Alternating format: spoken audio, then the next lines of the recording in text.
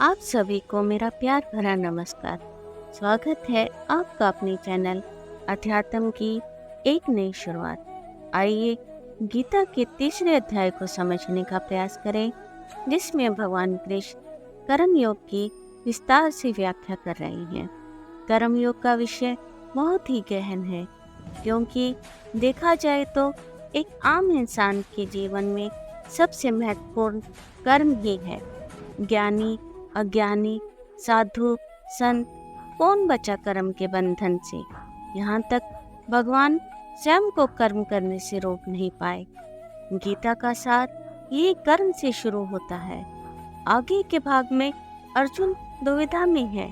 वो कृष्ण से पूछता है, यदि ज्ञान की इतनी महत्ता है तो आप मुझसे युद्ध क्यों करवाना चाहते हैं? ज्ञान व भक्ति इन सब को जानकर मैं भ्रमित हो रहा हूँ। कृपा कर मुझे उचित मार्ग बताइए। कृष्ण कहते हैं, ये अर्जुन, इस संसार में मनुष्य दो प्रकार से आत्म साक्षात्कार प्राप्त कर सकता है, कुछ ज्ञान योग के द्वारा, कुछ भक्ति के द्वारा, किंतु अंतिम सत्य कृष्ण भावना में लीन होना ही है। पर कर्म से विमुख होना या भाग जाना, संन्यास ले लेना, ये कोई मार्ग नहीं है। कोई भी व्यक्ति क्षण भर के लिए कर्म किए बिना नहीं रह सकता।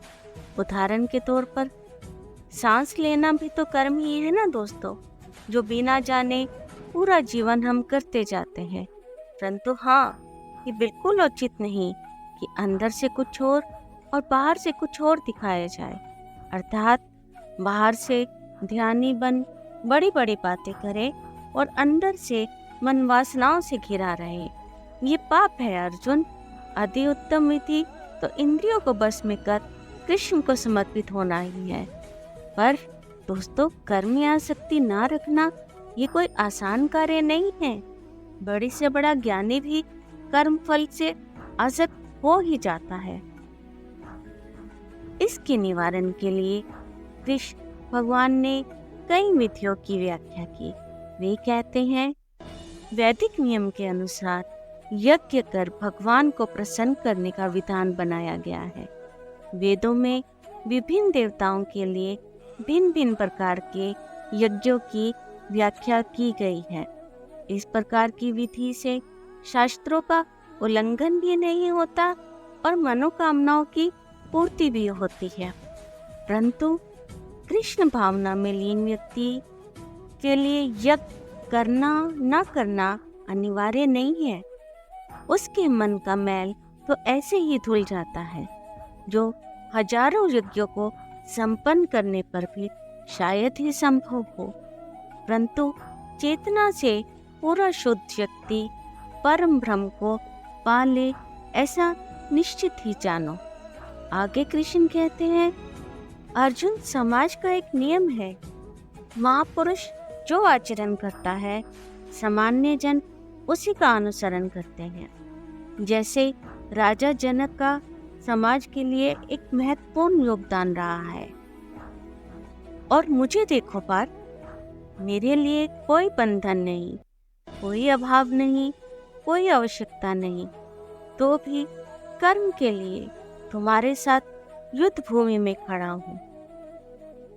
ऐसे ही कर्म भी दो प्रकार के होते हैं, सकाम कर्म और निष्काम कर्म। सकाम कर्म वह होते हैं जिसमें मनुष्य सुख भी भोगता है और भगवत सेवा में भी लगा रहता है, और निष्काम कर्म जो भगवान को समर्पित कर दिए जाएं। अहंकारी व्यक्ति खुद को कर्ता मान बैठता है, जबकि वास्तव में कर्म व्यक्ति की मनोवृत्ति प्रकृति द्वारा संपन्न किए जाते हैं। जैसे कि तामसिक गुण वाले व्यक्ति आलसी, राजसिक गुण वाले व्यक्ति क्रोधी और सात्विक वाले व्यक्ति मुझे अपने सारे कार्य सौंप देते हैं। इसलिए ये अर्जुन, समाज में एक आदर्श स्थापित करो और तुम्हें दिए हुए कर्म का पालन कर युद्ध करो। इधर उधर भटकाव तुम्हारे लिए उचित नहीं, वो तुम्हारे लिए नियत कर्म उसका पालन करो। फिर अर्जुन पूछता है, मनुष्य ना चाहते हुए भी पाप कर्म क्यों करता है? इस पर कृष्ण कहते हैं, इसका कारण रजोगुण से उत्पन्न काम है, जो बाद में क्रोध का कारण बनता है। क्रोध मनुष्य को बाध्य कर देता है पाप कर्म करने को।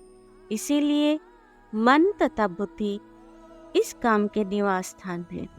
इसलिए हे अर्जुन, अपनी इंद्रियों को वश में कर इस काम का विनाश करो, क्योंकि काम का निवास शरीर में ही है।